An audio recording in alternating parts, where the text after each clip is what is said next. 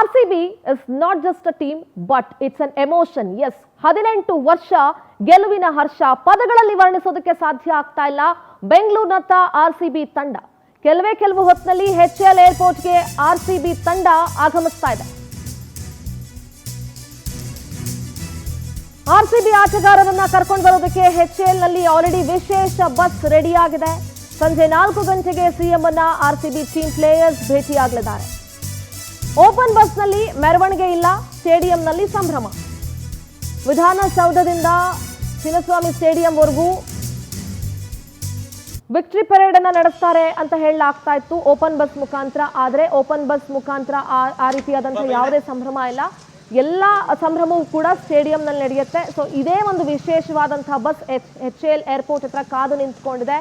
ನಮ್ಮ RCB ತಂಡದ ನಾಯಕರನ್ನ ಕರ್ಕೊಂಡು ಬರೋದಕ್ಕೆ ಅಂತ ಸಿದ್ಧವಾಗಿದೆ. ಈಗ ಆಲ್ರೆಡಿ ಅಭಿಮಾನಿಗಳಲ್ಲೂ ಕೂಡ ಸಾಕಷ್ಟು ಸಂತಸ, ಸಂಭ್ರಮ, ಒಂಥರ ಅದು ಯಾರೋ ನಮ್ಮ ಕುಟುಂಬದವರೇ ಹೋಗಿ ಏನೋ ಒಂದು ಗೆದ್ಕೊಂಡು ಬಂದ್ರೇನೋ ಅನ್ನುವಂಥ ಭಾವ ಇದೆಯಲ್ಲ. ಅಭಿಮಾನಿಗಳು ಎಲ್ಲರೂ ಕೂಡ ಸ್ಟೇಡಿಯಂ ಅಲ್ಲಿ ಜಮಾಯಿಸ್ತಾರೆ, ಸಾವಿರಾರು ಜನ ಅಭಿಮಾನಿಗಳು. ಅಂಡ್ ಅಭಿಮಾನಿಗಳ ಜೊತೆಗೆ ಸಂಭ್ರಮಿಸಬೇಕು ಅಂತ ವಿರಾಟ್ ಕೊಹ್ಲಿ ಕೂಡ ಮಾತನಾಡಿದ್ರು. ನೀವು ದೃಶ್ಯಗಳಲ್ಲಿ ಗಮನಿಸ್ತಾ ಇರ್ಬೋದು, ಹೆಚ್ಚಿನ ಸಂಖ್ಯೆಯಲ್ಲಿ ಪೊಲೀಸರನ್ನ ನಿಯೋಜಿಸಲಾಗಿದೆ. ಯಾಕೆಂದ್ರೆ ಆಟಗಾರರ ಭದ್ರತೆ ಬಹಳ ಇಂಪಾರ್ಟೆಂಟ್ ಆಗುತ್ತೆ.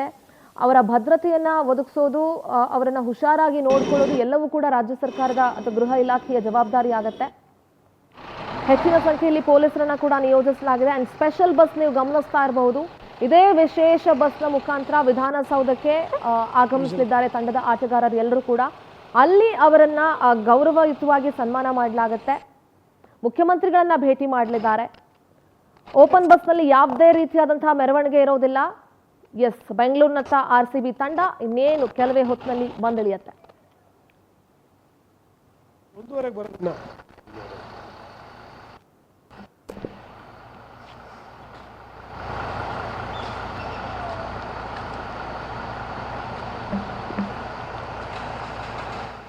ನೋಡಿ, ಆ ವಿಶೇಷ ಬಸ್ಗೆ ಪೊಲೀಸ್ ಎಸ್ಕಾರ್ಟ್ ಕೂಡ ಇರೋದನ್ನ ಗಮನಿಸ್ತಾ ಇರಬಹುದು. ಹೆಚ್ಚಿನ ಸಂಖ್ಯೆಯಲ್ಲಿ ಪೊಲೀಸರನ್ನ ನಿಯೋಜಿಸಲಾಗಿದೆ. ಯಾಕಂದ್ರೆ ವಿಧಾನಸೌಧದ ಹತ್ರ ಯಾರು ಬರಬಾರ್ದು ಅಂತ ಈಗ ಆಲ್ರೆಡಿ DPR ಕಾರ್ಯದರ್ಶಿ ಸತ್ಯವತಿ ಅವರು ಕೂಡ ಹೇಳಿದ್ದಾರೆ.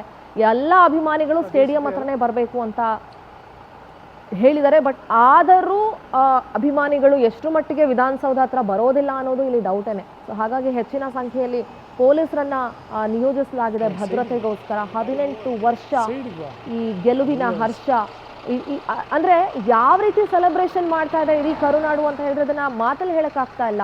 ಒಂದ್ ಕಡೆ ಎಲ್ಲೋ ಕೇಕ್ ಕಟ್ ಮಾಡ್ತಾ ಇದ್ದಾರೆ, ಇನ್ನೊಂದ್ ಕಡೆ ಊಟ ಹಂಚ್ತಾ ಇದ್ದಾರೆ. ಹೀಗೆ ಬೇರೆ ಬೇರೆ ರೀತಿಯಲ್ಲಿ ಸೆಲೆಬ್ರೇಷನ್ಸ್ ನಡೀತಾ ಇದೆ.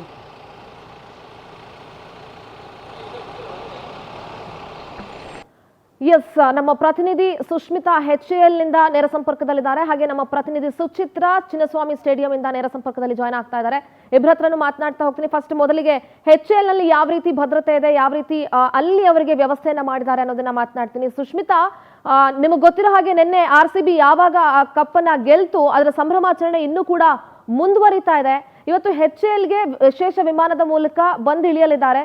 ಸೊ ಯಾವ ರೀತಿಯಾದಂತಹ ಸೆಲೆಬ್ರೇಷನ್ ಇದೆ ಅಲ್ಲಿ? ನಮ್ಮ ಪ್ರತಿನಿಧಿ ಸುಚಿತ್ರ ಇದ್ರ ಬಗ್ಗೆ ಮಾತನಾಡ್ತಾರೆ. ಎಸ್ಸೆಂದರ ಸತತ 18 ವರ್ಷಗಳ ಬಳಿಕ RCB ಕಪ್ ಅನ್ನ ಗೆದ್ದಿರುವಂಥದ್ದು. ಈ ಹಿನ್ನೆಲೆಯಲ್ಲಿ ಏನು RCB ತಂಡ ಗುಜರಾತ್ನ ಅಹಮದಾಬಾದ್ನಿಂದ ಬೆಂಗಳೂರು ಏರ್ಪೋರ್ಟ್ಗೆ ಇಳಿಯುವಂಥದ್ದು.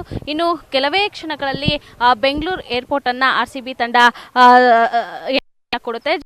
ಈ ಒಂದು HAL ನಲ್ಲಿ ಈಗಾಗಲೇ ಪೊಲೀಸರ ಬಿಗಿ ಬಂದೋಬಸ್ತನ್ನ ಈಗಾಗಲೇ ಕೈಗೊಂಡಿರುವಂಥದ್ದು.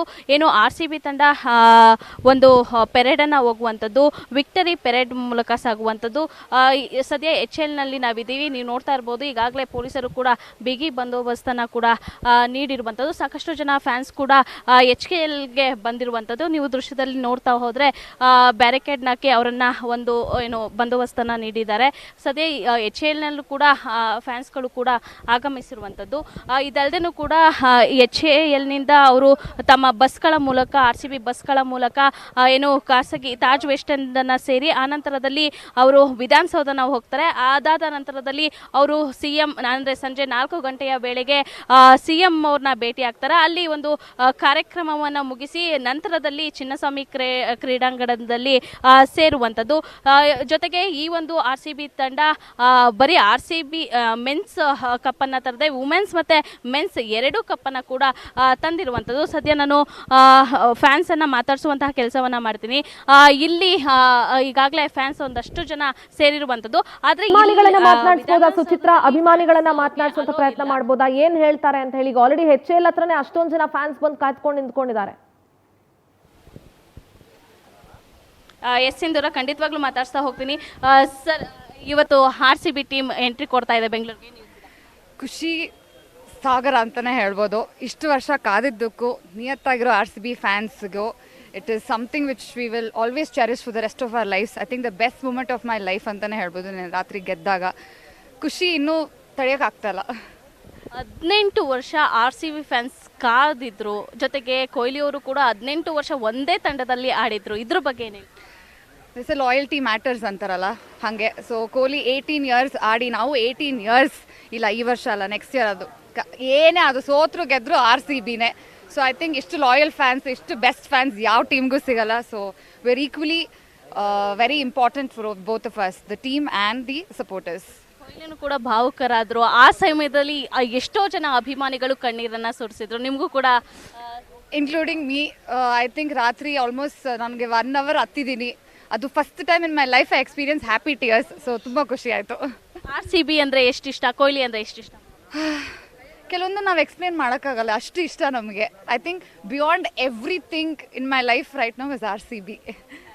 ಸರ್, ನೀವೇನು ಹೇಳ್ತೀರಾ? RCB ತಂಡ ಇವತ್ತು ಬೆಂಗಳೂರಿಗೆ ಬರ್ತಾ ಇರುವಂಥದ್ದು, ಜೊತೆಗೆ ಕಪ್ಪನ್ನು ಜೊತೆಲಿ ತರ್ತಾ ಇರುವಂಥದ್ದು. ಒಂದು ಮೆನ್ಸ್ ಕಪ್ ಅಲ್ಲ, ವುಮೆನ್ಸ್ ಕಪ್ ಜೊತೆಗೆ ಬರ್ತಾ ಇದೆ.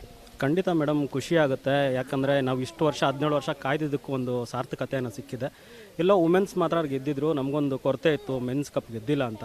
ಸೊ ಹಾಗಾಗಿ ನಿನ್ನೆ ನಮ್ಮೆಲ್ಲ ಲೈಕ್ ಕ್ರಿಕೆಟ್ ಫ್ಯಾನ್ಸ್ಗೆ ಒಂದು ಹಬ್ಬ ಅಂತಲೇ ಹೇಳ್ಬೋದು. ಸೊ ಹಾಗಾಗಿ ನಿನ್ನೆ ವಿರಾಟ್ ಕೊಹ್ಲಿ ಅವರು ಭಾವುಕರಾದರು. ನಮಗೂ ಏನಂತ ಹೇಳ್ತೀವಿ, ಆ ಕ್ಷಣನ ನಾವು ಇದು ಮಾಡೋಕ್ಕೆ ಆಗಲ್ಲ. ಅಂದರೆ ಓಕೆ ಸುಚಿತ್ರ, ಓಕೆ ಮಾ, ಥ್ಯಾಂಕ್ ಯು. ಇನ್ನೇನು